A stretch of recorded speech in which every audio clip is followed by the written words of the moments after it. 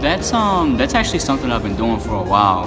I am part of a program called the Futures Fund, which is actually based in Baton Rouge. And what it is, it's an art-based entrepreneurship program for high school and like middle and high school age children in Baton Rouge in order to try and stimulate the economy. So right now, there's two main areas of focus of the program. So photography, of which I'm one of the lead instructors, and there's also a coding program. So what they're trying to do is basically give students the tools in order to reach into these markets that are getting ready to bring so much money into the Baton Rouge economy. I got into that program actually with a man named Casey, who kind of scouted me out while I was still going to LSU. And I've been doing that program for about 1.5 years now. It isn't something that I do regularly within the local community here in New Orleans. I would love to. I would love for there to be an opportunity for me to say, hey, send me your kids, let's raise some money for some cameras, and I will teach your children how to take photos so that way they can help, because I can only do so much myself.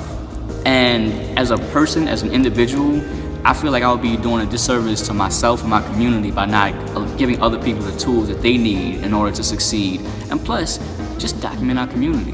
If I put a camera in a kid's hands and he lives in one of these places that has some of the bulk of New Orleans culture, there's no telling what kind of pictures he can get.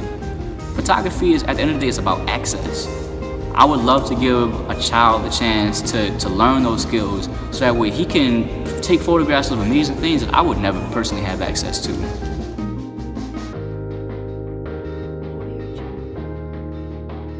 Well, the first step is to think about it like practicing basketball.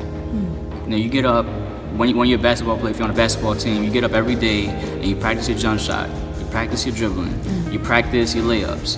Photography is the exact same thing. Repetition is the father of learning. I get out, like I said, I take pictures every single day. And it's literally been over the course of several years that I feel like I've gotten to the point where I'm at, and I'm still trying to get to the point where like I'm fully confident in what is my exact style of my photography. Very first thing is to, like I said, just practice. Second, it's a very autodidactic process in a sense. Like you can't just get up one day and be like, oh, teach me how to do this, teach me how to do that.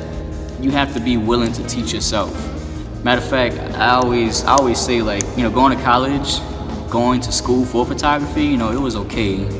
But I think that the main thing that I learned in college regarding photography is like, I had to learn how to teach myself, pretty much.